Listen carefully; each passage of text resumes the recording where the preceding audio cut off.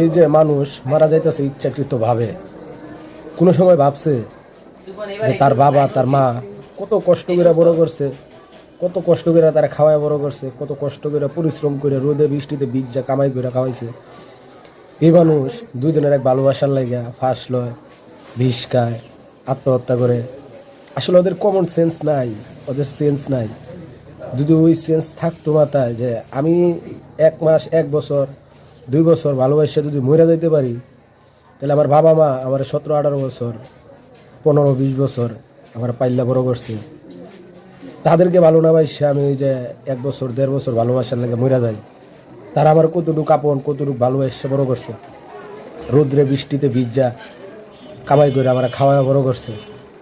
আর তাদের ভালোবাসা মনে না রাখিয়া 2 দিন 2.5 দিন 3 দিনের ভালোবাসার জন্য আমরা আত্মহত্যা করি, ফাঁস লই, বিষ খাই, ছাদ থেকে ঝাঁপ দিই, ট্রেনের তলে পড়ি। মানুষের বিবেক কখন যে আসবে বলার মতো না।